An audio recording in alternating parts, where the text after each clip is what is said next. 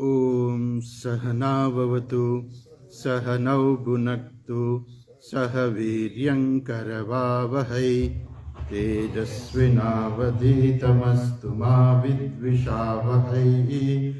ॐ शान्ति शान्ति शान्तिः।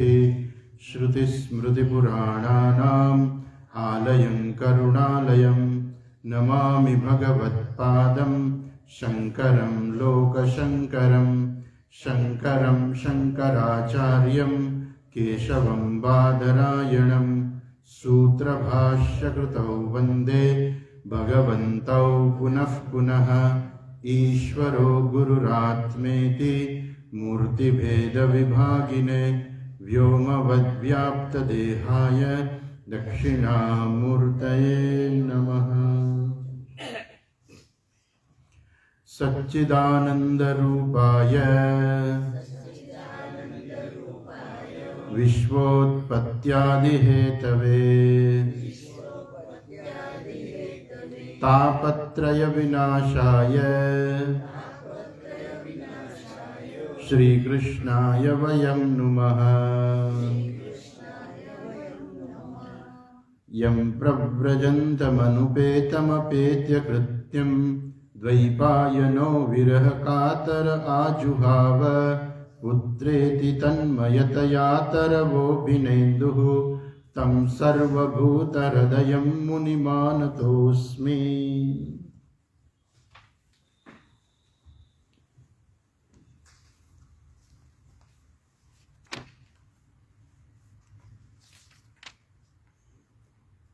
गए वखते આપણે મહાત્મ્ય પૂરું કર્યું હતું। મહાત્મ્યના 6 જે અધ્યાયો જે છે આપણે પૂરા કર્યા।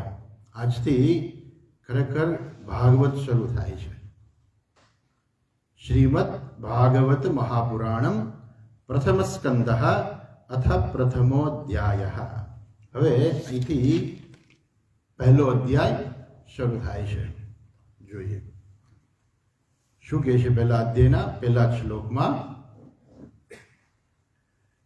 जन्माद्यस्य यतोऽन्वयादितरतः चार्थेष्वभिघ्नस्वराट् तेने ब्रह्महृदाय आदिकवये मुह्यन्ति यत्सूरयः।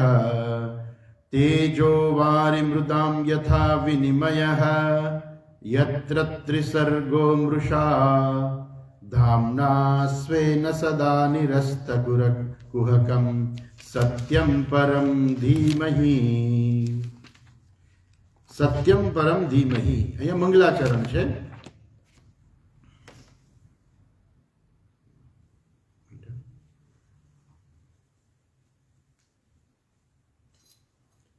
મારા રૂમમાં છે ને પેલું પુસ્તક છે, ટેબલ ઉપર જ પડ્યું હશે। શ્રીમદ ભાગવત ગુજરાતીમાં છે। અહીંયા ભાગવતની શરૂઆતની અંદર મંગલાચરણ કરે છે। શું કહે છે? જન્માદ્યસ્ય યતઃ। બહુ જ અગત્યનો આ શ્લોક છે। આની અંદર ખરેખર એક શ્લોકની અંદર આમ જોઈએ તો આખું ભાગવત આવી જાય છે।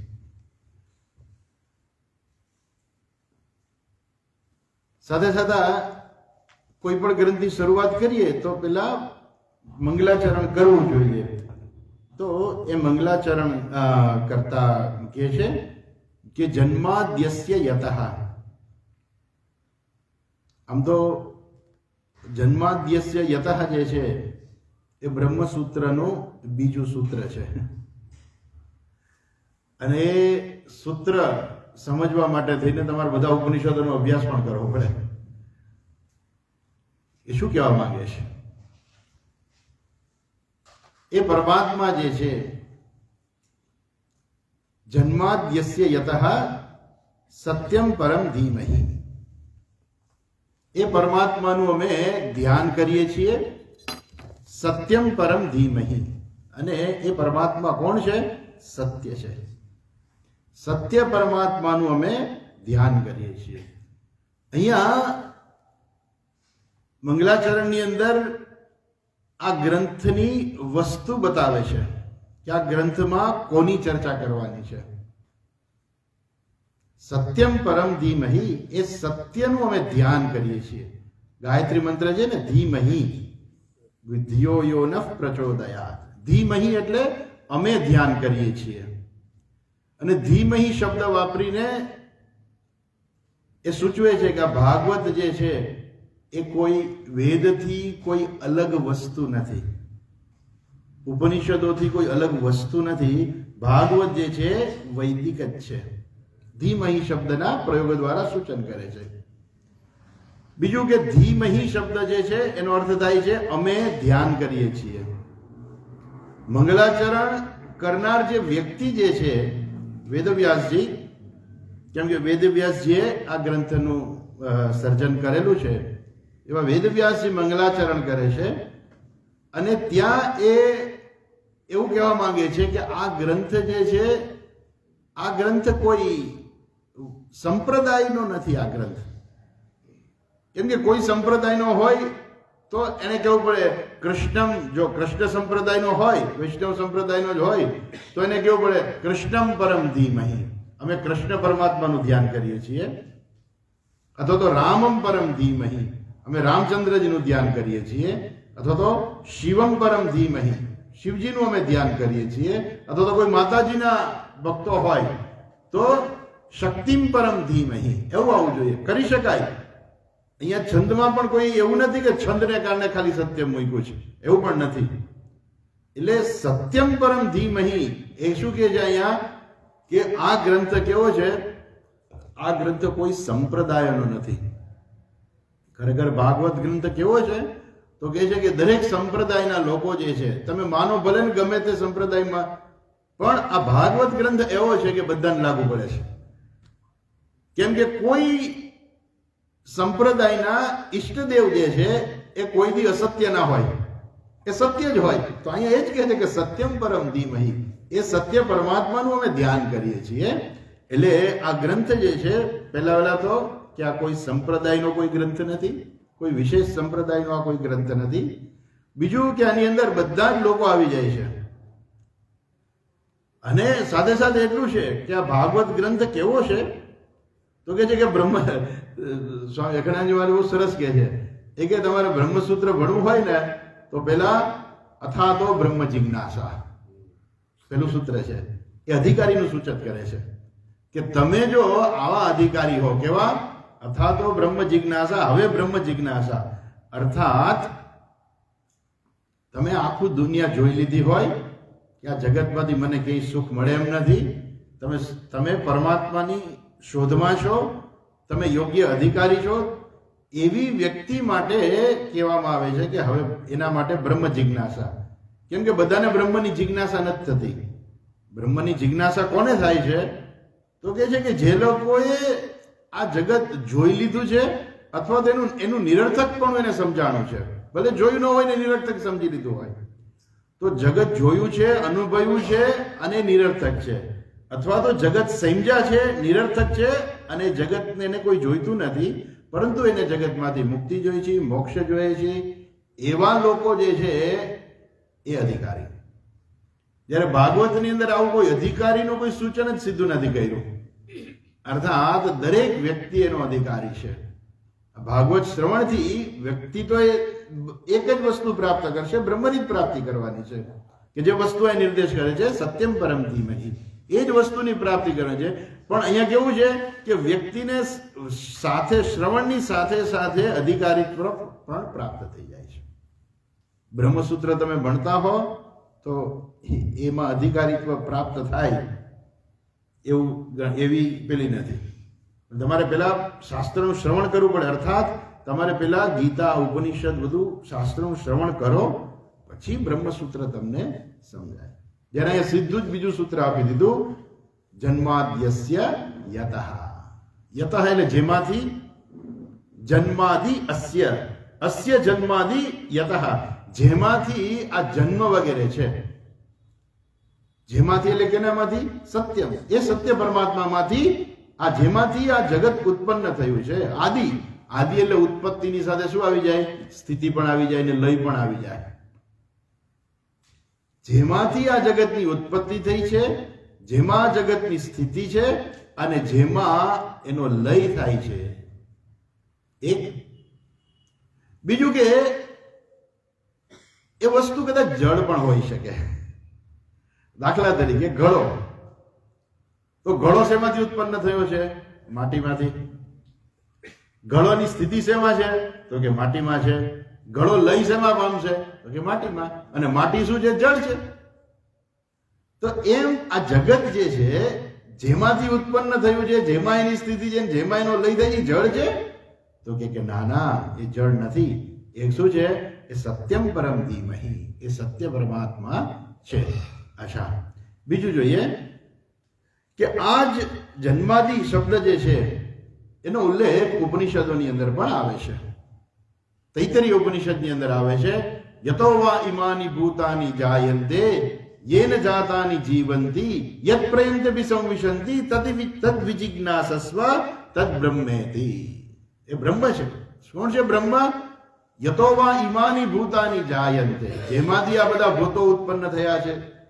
અર્થાત આખી સૃષ્ટિ જે છે, આ બધા ભૂતો એટલે તમે પંચમહાભૂત પણ કહી શકો, અથવા તો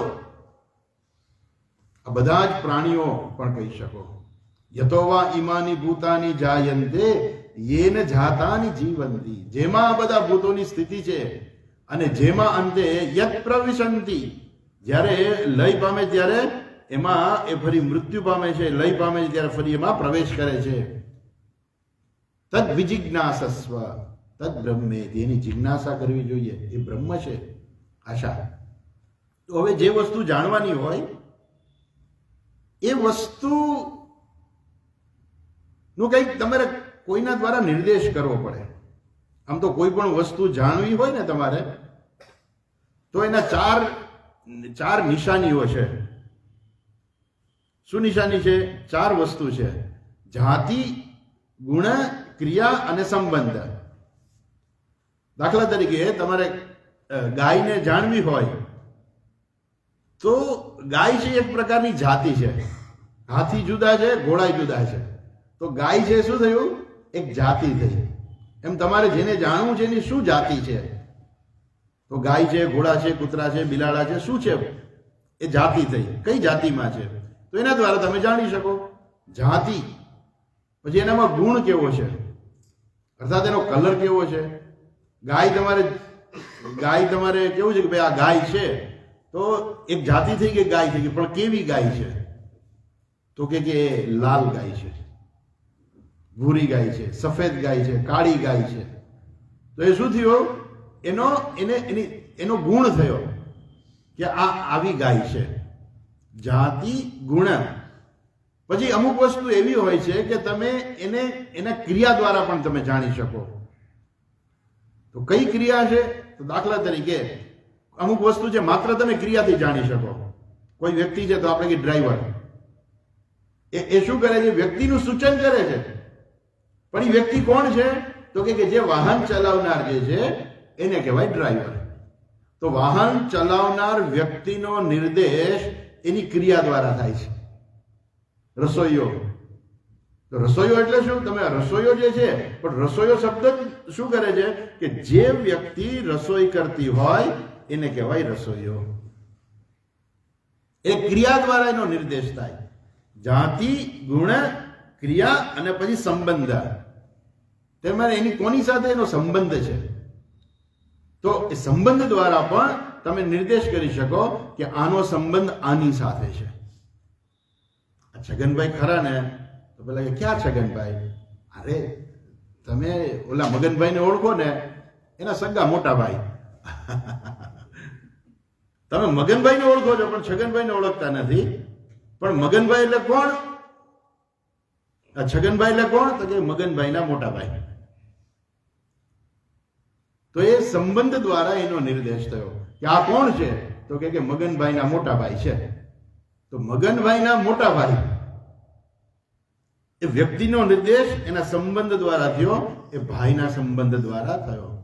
એમ જે વસ્તુ કે વ્યક્તિને કે કોઈને આપણે ઓળખવું હોય તો જાતિ, ગુણ, ક્રિયા, સંબંધ આ જોઈએ. હવે અહીંયા જે પરમાત્માનું જે ધ્યાન કરવાનું છે, અહીંયા જે પરમાત્માનો નિર્દેશ થાય છે, એની કોઈ જાતિ છે, એ પરમાત્મા જે છે, જે બ્રહ્મ જેને કહેવામાં આવે છે, એ બ્રહ્મની કોઈ જાતિ છે? બ્રહ્મ જેવું કોઈ બીજું છે? તો કે ના, બીજું કોઈ છે નહીં. એનો કોઈ ગુણ છે એનામાં કોઈ? તો કે ના, એ તો નિર્ગુણ છે, નિરંજન છે, નિરાકાર છે, એનો કોઈ આકાર નથી, એનામાં જાતિ નથી, ગુણ નથી, ક્રિયા નથી. તો પછી એને ઓળખવા કેવી રીતે? તો કહે છે કે એને એનું લક્ષણ છે. એટલે અહીંયા શું છે? આ લક્ષણ વાક્ય છે. લક્ષણ દ્વારા તમે એને ઓળખી શકો. કયા લક્ષણ દ્વારા ઓળખી શકો છો? જન્માદ્યસ્ય યતઃ. આપણે આ જોઈએ છીએ કે આ જગતની ઉત્પત્તિ થઈ છે, જગતની સ્થિતિ છે અને જગતનો લય થવાનો છે. મેં કે તમે કોઈ જગતની ઉત્પત્તિ કરી નથી, જેની અંદર આખી દુનિયાના બધા જ સંપ્રદાયો આવી જાય છે. બધા એવું માને છે જન્માદ્યસ્ય યતઃ. પરંતુ અગત્યની હજુ પાછળ આવે છે, જોઈ છે. પરંતુ એ વસ્તુ જે છે એ જળ નથી, એટલા માટે કહે છે સત્યમ પરમ ધીમહિ. એ સત્ય પરમાત્મા છે, એ જળ નથી. અને જેમાંથી આ બધું ઉત્પન્ન થયું છે, તો શાસ્ત્રને કહે છે કે એ વસ્તુ સમજવા માટે એને લક્ષણ વાક્ય કહે છે. અને લક્ષણ પણ બે પ્રકારના હોય છે, જે આપણે ભાગવતની શરૂઆત કરી ત્યારે પણ થોડુંક જોયું હતું. વિશ્વોત્પત્તિ આદિ હેતવે ત્યારે પણ આપણે જોયું હતું. અહીંયા પણ એ જ વસ્તુનો નિર્દેશ છે. જરાક ફરી યાદ કરી લઈએ કે વાક્ય બે પ્રકારના હોય, અથવા તો કોઈ વસ્તુને જાણવા માટેના લક્ષણ બે પ્રકારના હોય છે. એક જે છે એ તટસ્થ લક્ષણ કહેવાય છે, અને બીજું લક્ષણ કહેવાય છે સ્વરૂપ લક્ષણ. તટસ્થ લક્ષણ અને સ્વરૂપ લક્ષણ. તો આ વાક્ય જે છે એ કેવું છે? તો કે જન્માદ્યસ્ય યતઃ એ બ્રહ્મનું તટસ્થ લક્ષણ છે. તો કે ભાઈ તટસ્થ લક્ષણ કહેવાય કોને? તો તટસ્થ લક્ષણ સમજવું પડે. કયા પ્રકારે સમજવું પડે? તો કે છે કે હું ઘણી વખત તમને ઉદાહરણ આપતો હોઉં છું કે છગનભાઈનું મકાન કયું?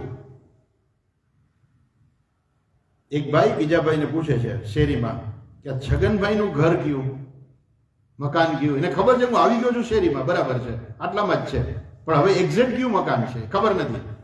એટલે કે જો પેલો કાગડો દેખાય છે, આ જે કાગડો બેઠો ને એ છગનભાઈનું ઘર. તો એ વાક્ય શું કહેવાય?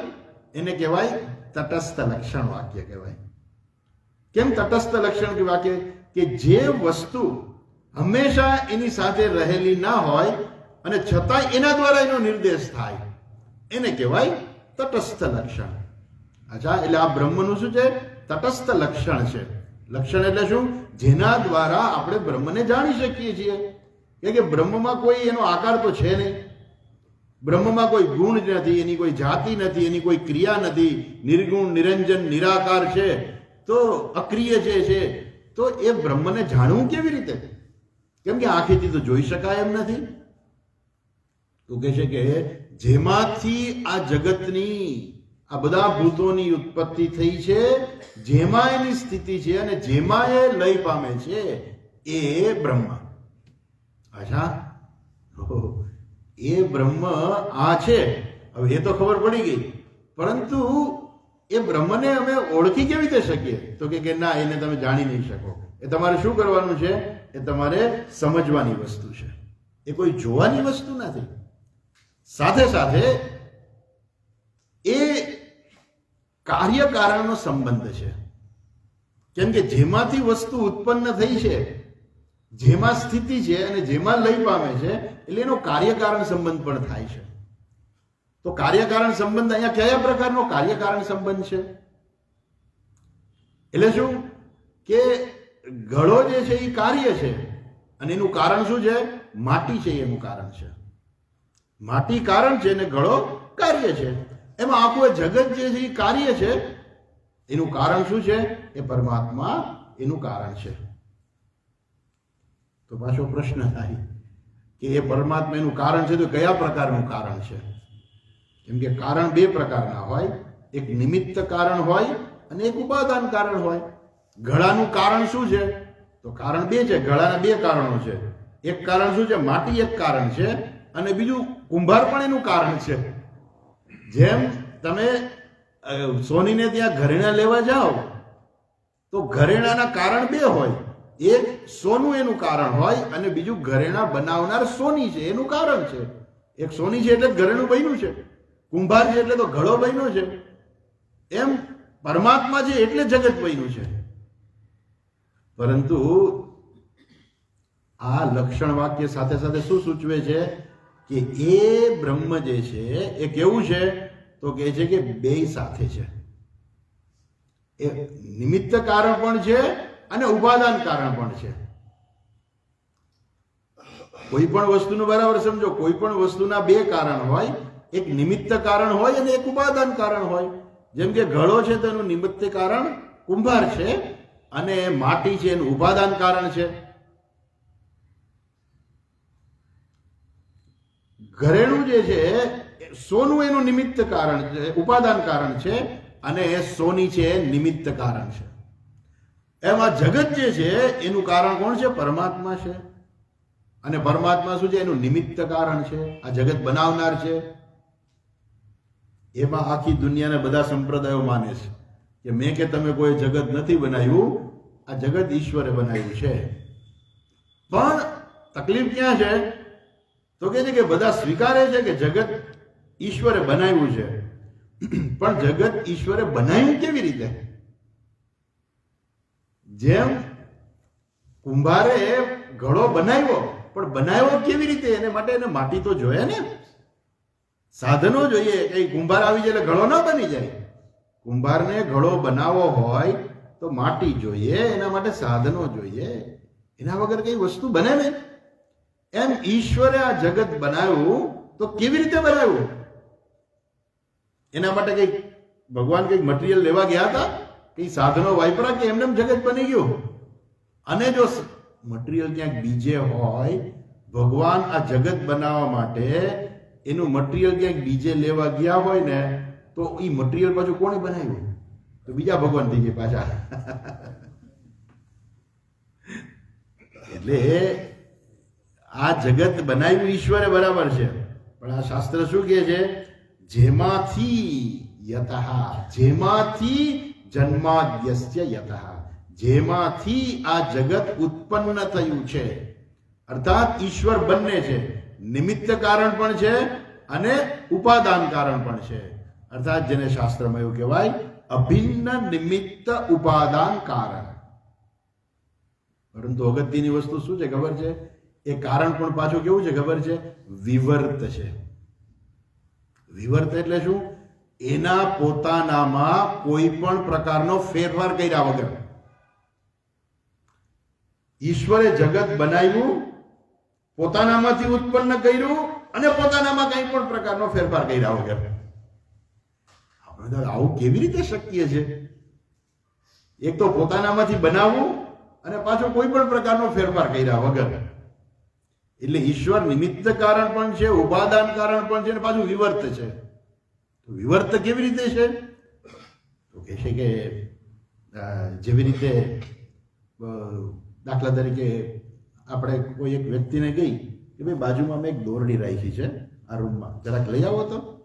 એટલે ભાઈ અંદર દોરડી લેવા જાય તો એ કહે કે ત્યાં દોરડી નથી, આ તો સાપ છે. તમે બેસી જાઓ. બીજાને કહ્યું ભાઈ તમે લઈ આવો. ત્યાં રૂમમાં બરાબર સરખી લાઈટ હતી નહીં, એટલે ખૂણામાં જોયું તો એને એમ લાગ્યું કે અહીંયા તો ફૂલની માળા પડી છે, દોરડી નથી. એને ફૂલની માળા લઈ ગઈ. કહ્યું ભાઈ તમે બેસી જાઓ. ત્રીજાને કહ્યું ભાઈ તમે લઈ આવો.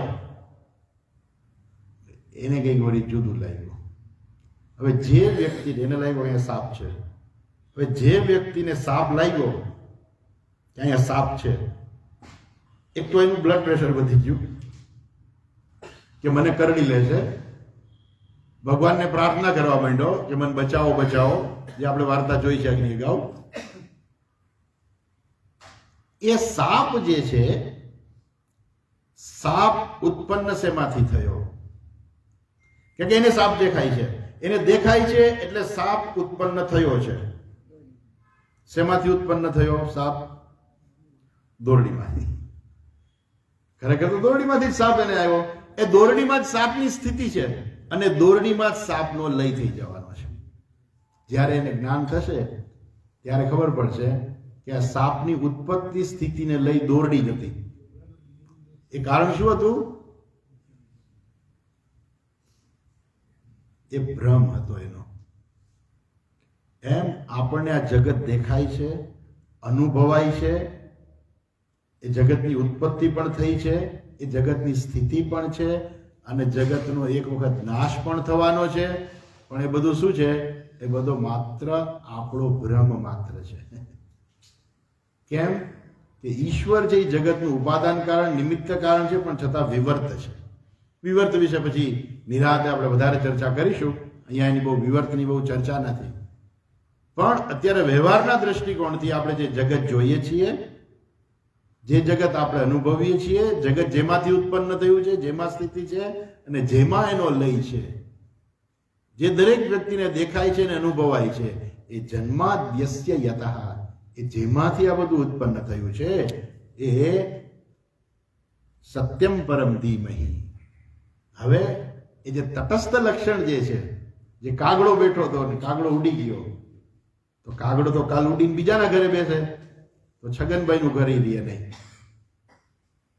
એવી જ રીતે આ જગતની ઉત્પત્તિ, સ્થિતિ અને લય છે. હવે જગતનો લય થઈ જાય ત્યારે શું છે? ત્યારે કાંઈ નથી. જગતે નથી, એની સ્થિતિ પણ નથી, જગત છે જ નહીં. તો જ્યારે જગત નથી ત્યારે પરમાત્મા તો છે. એવું નથી કે પરમાત્મા નથી. સમય પૂરો થઈ ગયો. આપણા કાલ ગણના કરીને એક પુસ્તક છે, ક્યારેક જોજો તમે. કાલ ગણના કરીને પુસ્તક છે, એની અંદર બધી કાલ ગણના થાય છે.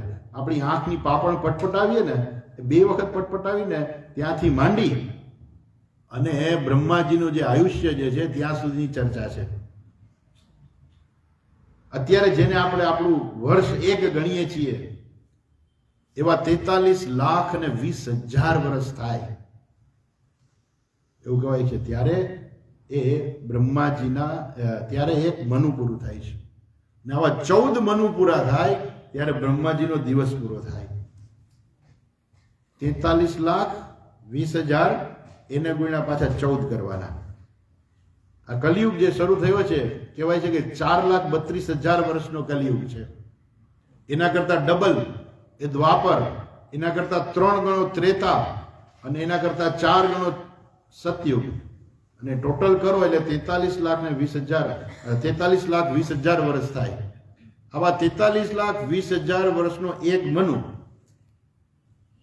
અને એવા 14 મનુ, અને ત્યારે એ 14 મનુ પૂરા થાય. અત્યારે વૈવસ્વત મન્વંતર ચાલે છે. બરોબર? આ વૈવસ્વત મન્વંતર પૂરો થાય પછી બીજો મનુ આવશે. આવા 14 મનુ પૂરા થાય ત્યારે 7મો મનુ ચાલે છે. આવા 14 મનુ જ્યારે પૂરા થાય ને ત્યારે બ્રહ્માજીના 12 કલાક પૂરા થાય. બ્રહ્માજીના 12 કલાક પૂરા થાય ત્યારે બ્રહ્માજીને ઊંઘ આવે એટલે બ્રહ્માજી સુઈ જાય પાછા 12 કલાક. એટલે એની 12 કલાકની પાછી રાત્રિ આવે. ત્યાં સુધી કાંઈ ના હોય, જગતની ઉત્પત્તિ સ્થિતિ કાંઈ ના હોય. ત્યારે પરમાત્મા તો છે ને? તો કે હા, પરમાત્મા તો રહેલા જ છે. અર્થાત પરમાત્મા કેવા છે? સત્યમ. એ સત્ય સ્વરૂપ છે અને એ એનું સ્વરૂપ છે. જે ઉત્પત્તિ સ્થિતિને લઈ જે છે એ તો આવે ને જાય. બરોબર? એ તો બધું શું છે? ઉત્પત્તિ ને સ્થિતિ તો બધું આવવા વાળું ને જવા વાળું છે. પણ પરમાત્મા એનાથી જુદા છે. એટલે જે લક્ષણ જે છે કાયમ ન રહે. જેમ કાગડો કાયમ છગનભાઈના મકાન ઉપર ન રહે, પણ કાગડો ઉડી જાય પણ મકાન તો રહેવાનું છે ને. એમ આ ઉત્પત્તિ સ્થિતિને લઈ જે છે એ જ્યારે ન હોય, અર્થાત જ્યારે લય થઈ ગયો હોય, સંપૂર્ણ કંઈ સૃષ્ટિ જ નથી, જ્યારે લય થઈ જાય પછી શું છે? પછી માત્ર પરમાત્મા છે. અને એટલા માટે આ જન્માદ્યસ્ય યતઃ એ પરમાત્માનું લક્ષણ ખરું, પણ કેવું છે? તટસ્થ લક્ષણ છે. કાયમને માટે રહેવાવાળું લક્ષણ નથી. એ તો ઉત્પત્તિ થાય, સ્થિતિ થાય ને લય થઈ જાય પછી પરમાત્મા તો રહેવાના જ છે. એ પરમાત્મા કેવા છે? એ છેલ્લી લાઈનમાં કહે છે સત્યમ પરમ ધીમહિ. એ પરમાત્મા સત્ય સ્વરૂપ પરમાત્મા છે. અચ્છા, એ બ્રહ્મનું લક્ષણ છે. અને એ કેવું લક્ષણ છે? જેમ તટસ્થ લક્ષણ છે એમ સ્વરૂપ લક્ષણ પણ છે. તટસ્થ લક્ષણ કેવું છે? હોય અને ના પણ હોય. જ્યારે દેખાય છે ત્યારે છે, પછી નથી. આપણે કહીએ કે મગનભાઈ કોણ? તો કે આ છગનભાઈની બાજુમાં બેઠા ને મગનભાઈ. બરોબર. હવે છગનભાઈ ઉઠીને બીજે વયા જાય, કોઈ બીજા ભાઈની બાજુમાં બેસી જાય તો કે છગનભાઈ ભાઈ નો થઈ જાય. એવી જ રીતે આ ઉત્પત્તિ સ્થિતિને લઈ છે જ્યારે ના હોય ત્યારે પરમાત્મા તો રહે જ છે. તો પછી પરમાત્માનું લક્ષણ કયું? એ કહે છે સત્યમ પરમ ધીમહિ. એ સત્ય જે છે એ પરમાત્માનું લક્ષણ છે. તૈત્તરીય ઉપનિષદની અંદર કહે છે, શું કહે છે? સત્યમ જ્ઞાનમ અનંતમ બ્રહ્મ યો વેદ નિહિતં ગુહાયામ પરમે વ્યોમન સોષ્ણુતે સર્વાન કામાન સહ બ્રહ્મણા વિપશ્ચિતેતિ. સત્યમ જ્ઞાનમ અનંતમ બ્રહ્મ. એ બ્રહ્મ જે છે એ સત્ય સ્વરૂપ છે. એ સ્વરૂપ લક્ષણ કોને કહેવાય?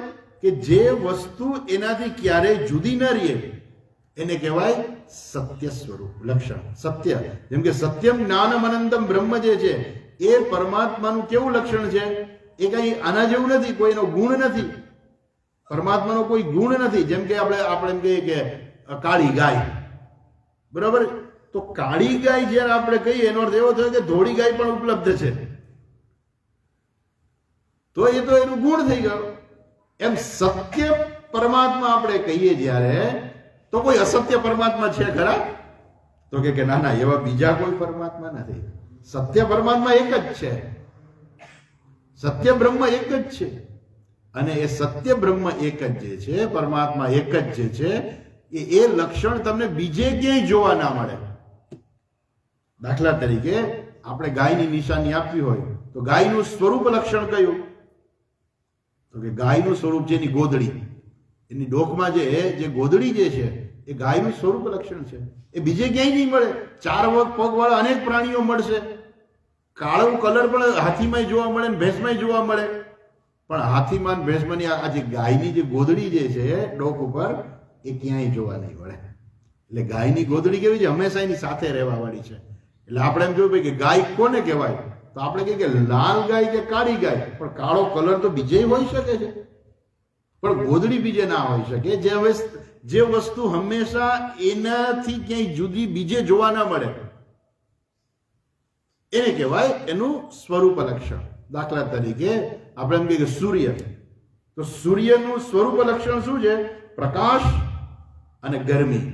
જ્યાં સૂર્ય છે ત્યાં પ્રકાશ છે અને ગરમી છે. તમે સૂર્યને પ્રકાશ અને ગરમીથી અલગ ના કરી શકો. તમે ઠંડો સૂર્ય ક્યારેય કહી ના શકો અને તમે અંધકારમય સૂર્ય પણ ક્યારેય ના કહી શકો. સૂર્ય હંમેશા પ્રકાશમય છે, એનું સ્વરૂપ છે. એમ આ પરમાત્મા જે છે, જેનું અહીંયા ધ્યાન કરવાનું કહેવામાં આવે છે, પરમાત્મા કેવા છે? સત્ય સ્વરૂપ છે. સત્ય પણ કેવું? ત્રિકાલ બાધિત, ત્રણેય કાળમાં રહેવા વાળું સત્ય. શું અમુક કહેવાય છે એ શું છે? વ્યવહારિક સત્ય છે.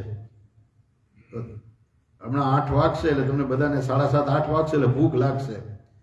ભૂખ લાગી છે સત્ય છે કે અસત્ય છે? જો તમે એમ કહો કે ભૂખ લાગી અસત્ય છે તો ખાવું નહીં, અને જો તમે એમ કહો કે ભૂખ સત્ય છે તો ત્રણેય કાળમાં રહેવી જોઈએ, તો ત્રણેય કાળમાં રહેવા વાળી નથી. તમે ખાઈ લો એટલે ભૂખ જતી રહી, મટી ગઈ. ભૂખ છે એ સત્ય છે, અનુભવાય છે, એટલે એને કહેવાય વ્યવહારિક. આખું આ જગત આપણે જોઈએ છીએ, દેખાય છે, અનુભવાય છે, એ બધું શું છે? એ વ્યવહારિક સત્ય છે. અને વ્યવહારિક સત્યની અંદર તમારે વ્યવહારમાં જ રહેવું પડે. જે વ્યવહાર છે એ પ્રમાણે રહેવું પડે તમારે, તો એને કહેવાય વ્યવહારિક સત્ય. અને પારમાર્થિક સત્ય. પારમાર્થિક સત્ય એટલે શું છે? તો કે એનામાં કોઈ દિવસ કઈ ફેરફાર ન જવાનો. સત્ય કેવું? ત્રણેય કાળમાં હોય. એટલે પરમાત્મા કેવા છે? ત્રણેય કાળમાં આવવા જોઈએ છે. એનામાં કોઈ પણ પ્રકારનો ફેરફાર થતો નથી. જે તમને વાત કરી એ પ્રમાણે કે કેવા છે? વિવર્ત ઉપાદાન કારણ છે.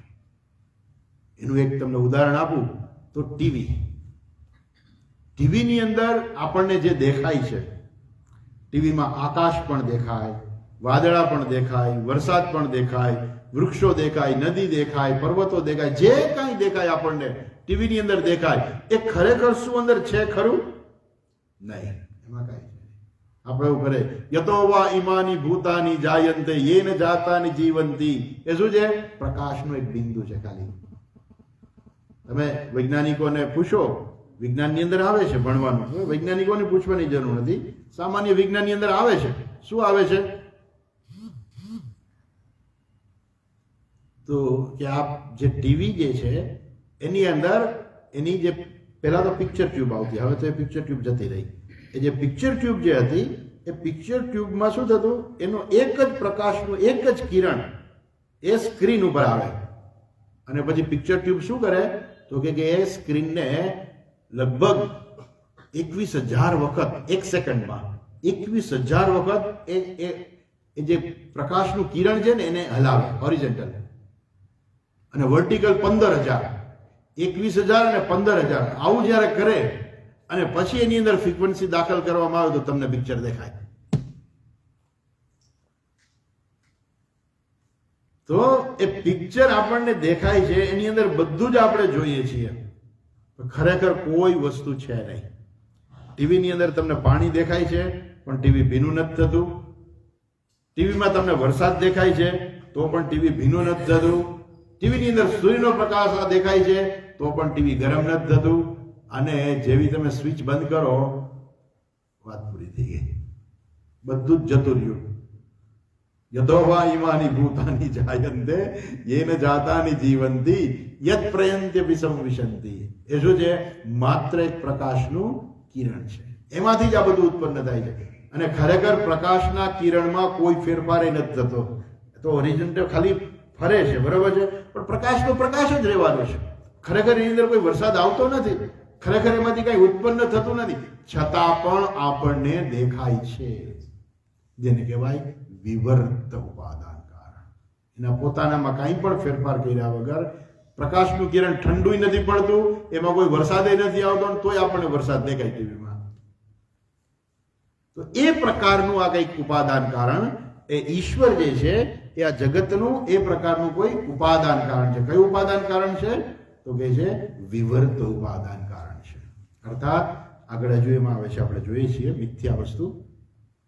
તો એ સત્ય પરમાત્માનું સત્યમ પરમ ધીમહિ, એ સત્ય પરમાત્માનું અમે ધ્યાન કરીએ છીએ. જન્માદ્યસ્ય યતઃ સત્યમ પરમ ધીમહિ.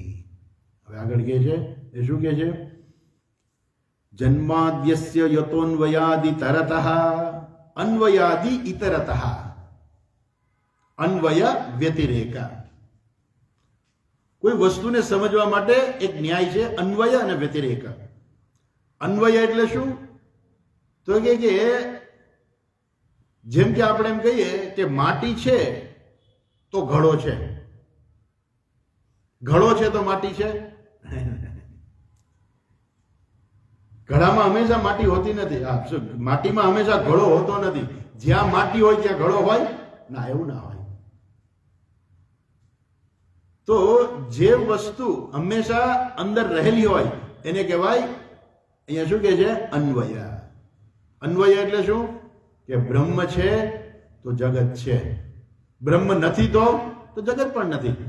કેમ કે બ્રહ્મ વગરનું કોઈ જગત હોય એવું આપણે ક્યાંય સાંભળ્યું નથી ને જોયું નથી. બ્રહ્મ છે તો જગત છે, બ્રહ્મ નથી તો જગત નથી. એટલે અન્વય એટલે શું? બ્રહ્મ છે તો જગત છે. વ્યતિરેક એટલે શું? બ્રહ્મ નથી તો જગત નથી. માટે પણ એવું કહેવાય બ્રહ્મ છે તો જગત નથી, એવું કહેવાય ખરું? તો કે હા, એવું કહેવાય. બ્રહ્મ છે અને જગત નથી એવું કહી શકાય, પણ જગત છે અને બ્રહ્મ નથી એવું ના કહી શકાય. એટલે બ્રહ્મ છે, જગત છે. બ્રહ્મ નથી, જગત નથી.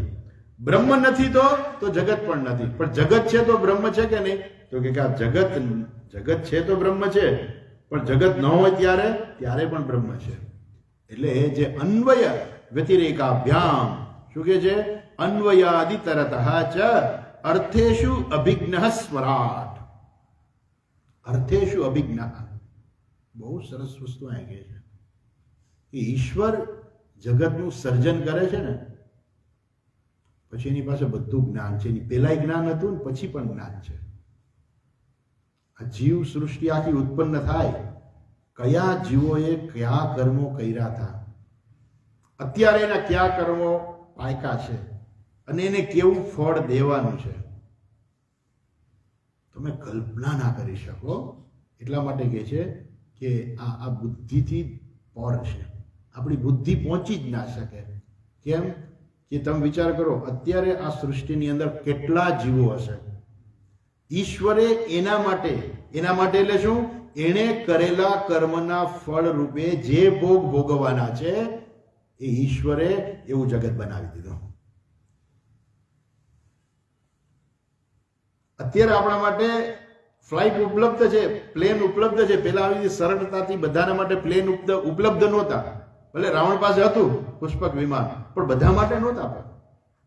અત્યારે બધા એ બહુ સહજતાથી બધા વાપરી શકે છે. તમારી પાસે થોડા ઘણા પૈસા છે, તમે પ્લેનમાં જઈ શકો છો. પહેલાના જમાનામાં આપણે અત્યારે જે ડામરના અને સિમેન્ટના રોડ છે એવા રોડ નહોતા. અત્યારે તમે કારમાં ફટાફટ જઈ શકો ને ફટાફટ પાછા આવી શકો. પેલા તો ઘોડા ઉપર બેસવું પડતું, ઘોડે સવારી શીખવી પડતી, કાં તો રથમાં બેસવાનું ને કાં ઘોડે સવારી શીખવાની. અને એ તમારી ગતિ કેટલી થાય, જો તમે રથમાં બેસીને જાઓ તો કેટલી ગતિથી દોડી શકો. ઘોડા ઉપર એનાથી ઝડપથી જવું હોય તો ઘોડા ઉપર જવું પડે, અને ઘોડા ઉપર જાઓ તો તમારે ઘોડે સવારી શીખવી પડે. અને ઘોડા ઉપર બેસવું સરળ નથી. માણસ કલાક બેસે ને તો થાકી જાય ઘોડા ઉપર બેસીને. એટલે ઈશ્વરે જે છે, અત્યારનો આપણો સમય છે, એ ઈશ્વરે આપણા માટે એવું જગત બનાવી દીધું છે કે જે આપણા પૂર્વના એટલા સારા કર્મો હશે કે જે આપણે અત્યારે ભોગવીએ છીએ. આવું સુંદર મજાનું જગત જે છે આપણે ભોગવીએ છીએ. બધી ઇઝીલી આપણને લાઇટો અવેલેબલ છે, ગરમી થાય તો એસી ઉપલબ્ધ છે. કેવી ઈશ્વરની આ સૃષ્ટિ છે. અને એ વસ્તુ કેવા સરસ મોબાઈલ છે. આજે મોબાઈલ તમે ક્યાં ને ક્યાં, તમે અહીંથી બેઠા બેઠા અમેરિકા વાત કરી શકો. ભગવાને સંજયને એક દ્રષ્ટિ આપી હતી કે જોઈ શકે. હા, તો તમે બેઠા બેઠા અમેરિકા છોકરા વાત કરી શકો. લ્યો, video call, WhatsApp video call, એક મફત, એક રૂપિયો નહીં દેવાનો, સાવ ફ્રીમાં. આ ટેકનોલોજી ઉપલબ્ધ છે, પણ એ ટેકનોલોજી જે લોકો ભોગવે છે એના પણ પુણ્ય હોવા જોઈએ ને એ પ્રકારના. એટલે ઈશ્વર શું કરે, એ ભોગવવા માટે થઈને ઈશ્વર શું કરે, કોઈક વૈજ્ઞાનિકને એવી દ્રષ્ટિ આપે કે ભાઈ તું મોબાઈલની સંશોધન કર, ચાલ.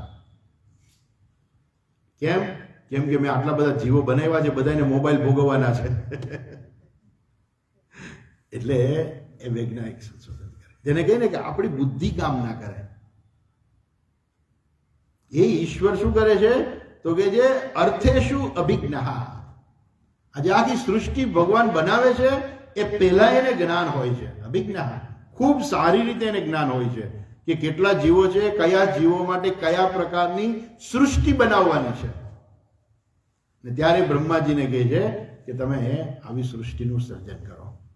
બ્રહ્માજી સૃષ્ટિનું સર્જન કરે તો ઈશ્વર જે છે એ શું છે, અભિજ્ઞ, એ બધું જ જાણે છે. શું જાણે છે, અર્થેષુ અભિજ્ઞ. આ બધા જ જે અર્થો જે છે, અર્થાત જે ઉત્પત્તિ, જે ઉત્પન્ન થયેલી જે બધી વસ્તુઓ જે છે એ સર્વને જાણે છે. સર્વ જીવોના કર્મોને જાણે છે. કયા કર્મો ક્યારે ભોગવવાના છે એ પણ જાણે છે. એટલે જ ગીતાજીની અંદર ભગવાન ચોથા અધ્યાયમાં અર્જુનને કહે છે કે અર્જુન બહુની મે વ્યતીતાની જન્માની તવ ચાર્જુન તાન્યહમ વેદ સર્વાણી નત્વમ વેત્થ પરંતપ. અર્જુન, તારા મારા કેટલાય જન્મો થઈ ગયા પણ હું બધા જાણું છું. ઈશ્વર અભિજ્ઞ, ઈશ્વર બધું જ જાણે છે. એ પરમાત્મા અર્થેષુ અભિજ્ઞ. અને પાછા કેવા છે, સ્વરાટ. સ્વરાટ એટલે તો કે છે એ પરતંત્ર નથી, સ્વતંત્ર છે. સ્વેન રાજયતે ઇતિ સ્વરાટ, જે પોતે પોતાની રીતે પ્રકાશિત થાય છે. ઈશ્વરને પ્રકાશિત થવા માટે થઈને કોઈ આધારની જરૂર નથી. કોઈ પણ વસ્તુ હોય તો એના માટે કોઈક આધાર જોઈએ. કે ભાઈ મોબાઈલ છે તો એનો કોઈક આધાર હોય. કોઈ પણ વસ્તુ જે ટેબલ છે તો એનો આધાર કંઈક છે, લાકડું એનો આધાર છે. એમ ઈશ્વર જે છે, આ સૃષ્ટિ છે તો એનો આધાર પરમાત્મા છે. પણ પરમાત્માનો આધાર શું છે? દરેક વસ્તુનો કંઈક આધાર આપણે ગણતા જઈએ કે ભાઈ આ ટેબલ છે તો એનો આધાર લાકડું છે. લાકડાનો આધાર શું છે તો કે ઝાડવું છે. ઝાડવાનો આધાર શું છે તો કે ભૂમિ છે. ભૂમિમાંથી ઉત્પન્ન થયું છે. તો તો ભૂમિ જે છે એનો આધાર શું છે? તો કે આધાર પૃથ્વી છે. પૃથ્વીનો આધાર શું છે? તો બ્રહ્માંડ છે. બ્રહ્માંડનો આધાર શું છે? ભગવાન છે. ભગવાનનો આધાર કોણ છે? સ્વરાટ. એ પોતે સ્વતંત્ર છે અને પોતાની સ્વતંત્રતાથી પોતે પ્રકાશિત થાય છે. એને પ્રકાશિત થવા માટે કોઈની જરૂરિયાત નથી અને માટે દરેક વસ્તુ બીજા ઉપર આધારિત છે. ભગવાન જે છે કોઈ ઉપર આધારિત નથી. કેવા છે? સ્વરાટ. તેને બ્રહ્મ હૃદય આદિ કવયે મુહ્યંતિ યત સૂરયઃ. સૂરયઃ મુહ્યંતિ. વિદ્વાનો પણ એમાં મોહને પ્રાપ્ત કરે છે, નથી સમજી શકતા કે આ આખું આ સૃષ્ટિ કેવી રીતે છે, કેવી રીતે કામ કરે છે, કેવી રીતે ઉત્પન્ન થાય છે, કેવી રીતે એ બધું આ બધાના કર્મો કેવી રીતે ઈશ્વર આપે છે. આપણે તો કર્મ કરી દઈએ, પણ કર્મ કરી પછી કર્મનું ફળ આપણી પાસે જ પાછું આવે. એ ઈશ્વરને કેવી રીતે તમે સમજી શકો? સુપર સુપર સુપર કોમ્પ્યુટર કહી શકાય. કોમ્પ્યુટરની અંદર બધું આવે છે. આ તો કેવું છે? સુપર સુપર કોમ્પ્યુટર છે. દરેક જીવોના અલગ અલગ ખાતા, એના કરેલા કર્મો, એની નિશાની, અને એ બધા કર્મો ક્યારે પાકશે, એમાંથી કયું પ્રારબ્ધ પાક્યું છે, કેટલું સંચિત પડ્યું છે, કયું પ્રારબ્ધ પાક્યું છે, આની પ્રારબ્ધનું ફળ એ એકો એક જીવોનું, એકાદ જીવનું તો કોઈ તપસ્વી જાણી શકે. આપણે મહાત્મ્યની અંદર જોયું હતું ને કે પેલા તપસ્વી સંન્યાસી હતા, એને પેલા બ્રાહ્મણને કહ્યું કે તારા 7 જન્મની અંદર તને પુત્ર છે જ નહીં. તો એ તપસ્વી 7 જન્મ સુધી એ વ્યક્તિનું એને પ્રારબ્ધ તો જોયું ને, પણ તો એકનું, એનામાં તો એકને જોવાની છે. આયા તો અસંખ્ય જીવો છે. કોક દી ઝાડ પાસે જજો, એમાં લીમડાના ઝાડ પાસે એમાં કેટલા મકોડા રહે છે. આવા દુનિયામાં કેટલા લીમડાના ઝાડ, એમાં કેટલા મકોડા રહેતા હશે. આ તો ખાલી મકોડાની જ ગણતરી કરી. કેટલી કીડીઓ, અસંખ્ય જીવો છે અને એ દરેકના કર્મો છે. એ દરેકના કર્મો એ ભોગવી રહ્યા છે. એમાંથી આપણને કંઈક નસીબદાર છીએ કે આપણે મનુષ્ય જન્મ મળી ગયો છે. આપણે સત્કર્મ કરેલા હશે પૂર્વજન્મની અંદર, એટલે આપણને મનુષ્ય જન્મ મળ્યો છે. તો એ મુહ્યંતિ યત સૂરયઃ, જેમાં આ બધા વિદ્વાનો જે સૂરયઃ, વિદ્વાનો જે બધા મોહિત થઈ જાય છે. તેને બ્રહ્મ હૃદય આદિ કવયે, એ પરમાત્માએ બ્રહ્માજીને જ્ઞાન આપ્યું સૃષ્ટિ સર્જન કરવાનું, કે તમે હવે સૃષ્ટિનું સર્જન કરો. પરંતુ બ્રહ્મ હૃદય એટલે એને સંકલ્પથી એને આપ્યું, વેદનું જ્ઞાન આપ્યું. આખી સૃષ્ટિ તમે ઉત્પન્ન કરો. પણ એ જ્ઞાન બ્રહ્માજીને ભગવાને આપ્યું. કેવી રીતે આપ્યું? માત્ર ને માત્ર સંકલ્પથી.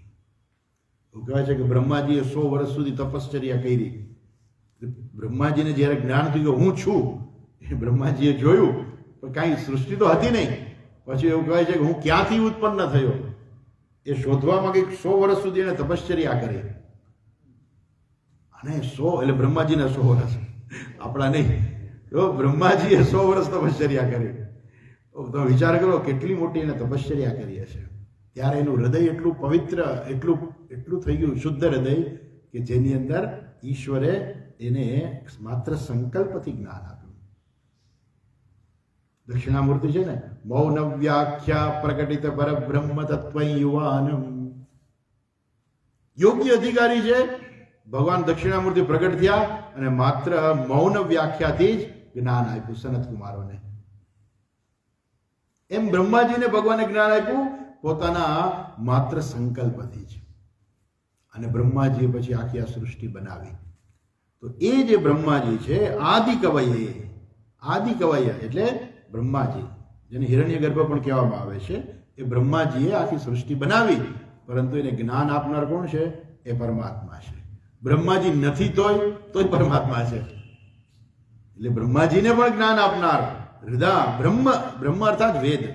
તો વેદનું જ્ઞાન જે છે, ભગવાને પોતાના સંકલ્પ માત્રથી એમને વેદનું જ્ઞાન આપ્યું, કે જે બાબતમાં મુહ્યંતિ યત સૂરયઃ, જેમાં વિદ્વાનો જે છે એ મોહિત થઈ જાય છે. તેજો વારી મૃદામ યથા વિનિમયો યત્ર ત્રિસર્ગો મૃષા. તેજ વારી મૃદામ યથા વિનિમયઃ યત્ર ત્રિસર્ગો મૃષા. ત્રિસર્ગ, ત્રણ પ્રકારનું સર્જન. ત્રણ પ્રકારનું સર્જન એટલે આપણે એમ કહીએ ઉત્પત્તિ સ્થિતિને લઈ, અથવા તો ત્રણ પ્રકારનું સર્જન તમે કહો જાગ્રત અવસ્થા, સ્વપ્ન અવસ્થા, કેમ કે સ્વપ્ન અવસ્થામાં પણ છે કંઈક, અને સુષુપ્તિ અવસ્થા, ત્રણેય અવસ્થા. તો આ અથવા તો ત્રણ સર્ગ એટલે અમુક વિદ્વાન એવું કે એક તો જળ વસ્તુ એટલે જળ પદાર્થો, પછી ઇન્દ્રિયો અને દેવતાઓ, એને પણ ત્રણ પ્રકારના સર્ગ કહેવામાં આવે છે. તો આ ત્રણ પ્રકારનો જે સર્ગ જે છે એ શું છે? મૃષા નહીં પણ અમૃષા. યત્ર ત્રિસર્ગો મૃષા. આ જે વસ્તુ ખરેખર સત્યવત નથી એ છતાંય આપણને સત્ય લાગે છે. જેમ આપણે કહ્યું ને કે આ વ્યવહારિક સત્ય છે, પણ આ વ્યવહારિક સત્ય જે આપણને લાગે છે એક શેને લીધે લાગે છે? આ ખરેખર આખું જગત જે છે, જગત તો મિથ્યા છે. તો મિથ્યા જગત સત્ય લાગે કેવી રીતે? આ ઉત્પત્તિ સ્થિતિ અને લય જે છે એ આપણને સત્ય કેવી રીતે લાગે છે? એ પરમાત્મા લીધે. યત્ર ત્રિસર્ગો મૃષા, જેને લીધે, જેમાં આ ત્રણ પ્રકારનો જે સર્ગ જે છે એ સત્ય લાગે છે, આભાષિત થાય છે. ખરેખર છે નહીં પણ છતાંય આપણને દેખાય, પ્રતિભાષિક. ખરેખર ઉત્પત્તિ થઈ નથી પણ છતાંય આપણને ઉત્પત્તિ લાગે છે. સ્થિતિ છે નહીં છતાંય સ્થિતિ લાગે છે, અને પ્રલય થતો નથી છતાંય આપણને પ્રલય લાગે છે. એ ત્રણેય સર્ગ જે છે એ ત્રિસર્ગ અમૃષા, એ આપણને સત્યવત ભાતી, એ પરમાત્માને લીધે. યત્ર ત્રિસર્ગો મૃષા. પણ કેવી રીતે? પાછું કે છે જેવી રીતે તેજો વારી મૃદા યથા વિનિમયઃ. એક જગ્યાએ તમને બીજી વસ્તુ દેખાય, જે ન હોય દેખાય. તેજને કારણે શું થાય કે ઉનાળાનો સમય હોય, ગરમી હોય, તેજ હોય, પ્રકાશ હોય, સખત ગરમીને કારણે જ્યાં જમીન હોય ને ત્યાં તમને પાણી દેખાય. તેને આપણે કહીએ છીએ મૃગજળ. ઉનાળામાં દેખાય મૃગજળ, રોડ ઉપર તમને દેખાય કે આ જળ. એનું નામ મૃગજળ એટલા માટે પડ્યું કે એ જળ, મૃગજળ જે છે એ પેલું હરણ જે છે એ સમજી નથી શકતું, અને એવું સમજે છે કે અહીંયા પાણી છે રણની અંદર કે રેતીમાં અને રોડ ઉપર, એટલે હરણ છે દોડે છે પાણી પ્રાપ્ત કરવા માટે, અને અંતે દોડીને એ તરીશું મૃત્યુ પામે છે. એટલે એને કહેવામાં આવ્યું મૃગજળ. એમ આ જગતના પદાર્થોમાંથી આપણને સુખ મળે છે એ પણ મૃગજળ સમાન છે, કે આપણે એવું લાગે છે કે આપણને પાણી મળે છે, સુખ મળે છે, પણ એ જેમ હરણને ક્યારેય પાણી પ્રાપ્ત નથી થતું એમ આપણને ક્યારેય સાચું સુખ ખરેખર પ્રાપ્ત નથી થતું. ઇન્દ્રિયોના અનુભવને કારણે જાણે કેમ લાગે કે આપણને સુખ થયું, પણ ખરેખર એ સુખ નથી હોતું, એ ખાલી અનુભવ જ હોય છે. અચ્છા, જેવી રીતે તેજો વારી મૃદામ યથા વિનિમયઃ, એકને બદલે તમને બીજું જે સત્ય લાગે, એવી જ રીતે ત્રિસર્ગ અમૃષા, એવી જ રીતે આ ત્રણેય સર્ગ જે છે એ પરમાત્માની અંદર તમને સત્ય સ્વરૂપ લાગે છે. અર્થાત આ ઉત્પત્તિ સ્થિતિ લઈ જાગ્રત અવસ્થા, સ્વપ્ન અવસ્થા, સુષુપ્તિ અવસ્થા, અથવા તો આપણે કહીએ કે જળ વસ્તુ, આ ઇન્દ્રિયો અને આ દેવતાઓ, એ બધું જાણે કે આપણને સત્ય લાગે, પણ ખરેખર એ સત્ય નથી, છતાંય લાગે એ પરમાત્માને કારણે. ધામના સ્વેન સદા નિરસ્ત કુહકમ સત્યમ પરમ ધીમહી. ધામના સ્વેન, સ્વેન એ પોતે પોતાનાથી પ્રકાશિત થાય છે. નિરસ્ત કુહકમ સત્યમ પરમ ધીમહી, એ પરમાત્મા જે છે એ માયાથી મુક્ત છે. નિરસ્ત કુહકમ, કુહક એટલે કપટ, માયા. આ જગત કેવું છે? આપણે એમ કહીએ કે આ જગત માયિક જગત છે. કેમ માયિક જગત છે? કેમ કે આપણને દેખાય છે કંઈક અને છે કંઈક. જેમ જાદુગરની માયા હોય ને, એ આપણને દેખાડે કંઈક અને ખરેખર હોય કંઈક. આમાં કરે, હાથમાંથી કંઈક કાઢે, આપણને હાથમાં કંઈ હતું ને ક્યાંથી નીકળ્યું? પછી દેખાડી દે આપણને. આમાં કરવા માંડે તો હાથમાંથી રૂપિયાની નોટો નીકળવા માંડે. આવી નોટો નીકળતી હોય તો પછી સરકાર એને જ રાખી લે ને ભાઈ પ્રેસ બંધ કરી દો અને આખો દી આમાં મૂકી રાખે, નોટો નીકળી. એવું નથી થતું. આપણને ખબર છે કે આ વસ્તુ શક્ય નથી, હાથમાંથી નોટો નીકળે નહીં 500 ની, પણ છતાં એ આપણને કાઢી દેખાડે છે ને આપણે જોઈ પણ છે. આપણે ખબર નથી પડતી, પછી આપણને એક ખબર છે કે ગમે એમ હોય એ જાદુગરની ચાલાકી છે, એટલું આપણે ખબર છે. ગમે એમ છે પણ જાદુગરની ચાલાકી છે. શું ચાલાકી છે આપણે પકડી નથી શકતા. એ જાદુગર સમજાવે ત્યારે ખબર પડે કે આમાં જાદુગરની શું ચાલાકી છે. એ જાદુગર સમજાવે તો ખબર પડે કે આમાં મેં શું ચાલાકી કરી હતી. મોટી બધી કરવત લઈ આવે, છોકરીને ઓલા ડબ્બામાં નાખે અને પછી કરવતથી બરાબર વચ્ચેથી કાપે. એક બાજુ છોકરીના પગ દેખાતા હોય, એક બાજુ માથું દેખાતું હોય, અને બરાબર વચ્ચેથી કાપે. આપણે આહા કેવું જાદુ કર્યું. કાંઈ જાદુ નહીં. એમાં 2 છોકરીઓ હોય, જે પેલી છોકરી દાખલ થાય ને પગ વાળી પેલા બોક્સમાં બેસી જાય, બીજી છોકરી જે 3જા બોક્સમાં બેઠી હોય અને વચ્ચેથી આ કરવત ફેરવી દે. પણ એ બીજી છોકરી કેવી રીતે આવી ગઈ ને એ આપણને ખબર ના પડવા દે. કેમ કે ખરેખર એવું કોઈ જાદુ થતું હોય તો જાદુગર ટિકિટ જ ન રાખે, બધાને ફ્રીમાં બતાવે જાદુ. પણ એ બધું શું છે? એ બધી ચાલાકી છે, હાથ ચાલાકી છે. એમ અહીંયા પણ આખું જગત જે છે આવું દેખાય છે. આપણને કંઈક સુખ દેખાય, ક્યાંક દુઃખ દેખાય ને બધું સુખ દુઃખ વાળું જગત જે છે એ તો શું છે? આ માયિક જગત છે. પણ પરમાત્મા શું છે? ધામના સ્વયં સદા નિરસ્ત કુહકમ.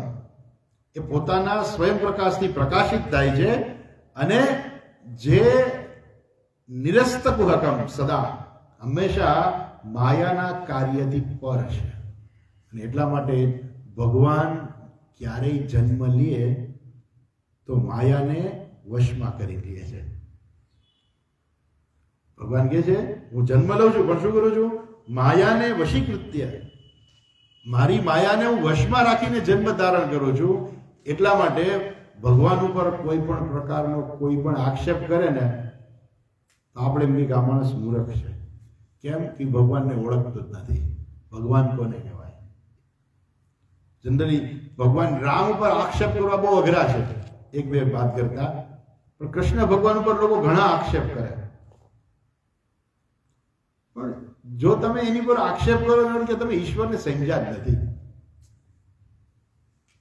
ઈશ્વરને તમે સમજો તો કોઈ આક્ષેપ ના કરી શકાય. ઇવન ભગવાન પોતે, ભગવાનને ખબર છે કે મારી પર બહુ આક્ષેપ કરે છે, એટલે ભગવાને પેલા પરીક્ષિતને જીવતો કરવા માટે એને કહ્યું કે મેં આ જીવન બ્રાહ્મણોને સન્માન કર્યું હોય, હું ક્યારેય ખોટું ના બોલ્યો હોય, હું ક્યારેય ખરેખર રણમાંથી ભાગ્યો ના આવું, આ બધું ભગવાન સંકલ્પ કરે છે. આ બાળક જીવતો થાય, બાળક જીવતો થાય છે ત્યારે ભગવાને કોઈ દિવસ કોઈ પણ માટે કંઈ પણ કોઈ એવું કર્યું જ નથી કે જેને ખોટું કહી શકાય. ભગવાન કહે છે મેં કંસને ચાણૂરને, કંસને અને એ લોકોને મેં જો ધર્મથી માર્યા હોય તો આ બાળક સજીવન થાય.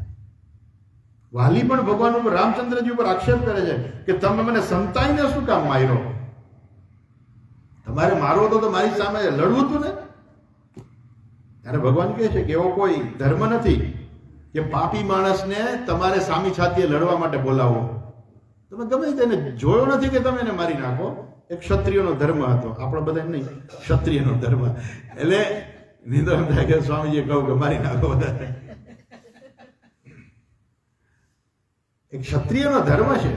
એ સમયે એ ધર્મનું શાસન એ પ્રકારે ચાલતું હતું કે છે કે તે તારા ભાઈની પત્નીને લઈ લીધી છે, એ તે અધર્મ કર્યો છે અને માટે તું મૃત્યુદંડને લાયક છો, અને એના માટે મારે સામે આવવાની જરૂર નથી, માત્ર તને મારવાનો જ છે. ત્યારે વાલી પણ સ્વીકારે છે કે હા સાચી વાત છે. તો એ પરમાત્મા જે છે કેવા છે? સદા નિરસ્ત કુહકમ. એ આ માયાથી પર છે, માયા એના વશમાં છે, અને એટલા માટે થઈને એ પરમાત્મા ક્યારેય માયાથી બંધાઈ નથી જતા, એ માયામાં ફસાઈ નથી જતા. ભલે ને રામચંદ્રજી રડતા હતા, પાર્વતીજીને શંકા થઈ કે આવા ભગવાન હોય કોઈ દી કે એની પત્નીના વિરહમાં તો રડે છે.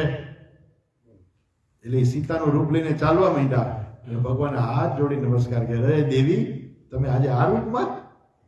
ભગવાન જાણે છે કે આ પાર્વતી છે, સીતા નથી. એટલે એ પરમાત્મા સર્વજ્ઞ છે, સર્વશક્તિમાન છે, સર્વવ્યાપી છે. એ જ્યારે એ જન્મ ધારણ કરે છે ત્યારે પણ માયાને વશમાં રાખે છે. જન્મ ધારણ નથી કરતા તો પણ માયા એના વશમાં છે. અને એવા પરમાત્માનું અમે ધ્યાન કરીએ છીએ. સત્યમ પરમ ધીમહિ. તો આ પ્રકારે આજનું મંગલાચરણ અહીંયા આપણે અટકીએ. સમય થઈ ગયો છે, આપણે આવતીકાલે મળીશું. હરિ ઓમ. ઓમ પૂર્ણમદઃ પૂર્ણમિદં પૂર્ણાત પૂર્ણમુદચ્યતે પૂર્ણસ્ય પૂર્ણમાદાય પૂર્ણમેવાવશિષ્યતે. ઓમ શાંતિ શાંતિ શાંતિ. હરિ ઓમ. શ્રી ગુરુભ્યો નમઃ. હરિ ઓમ.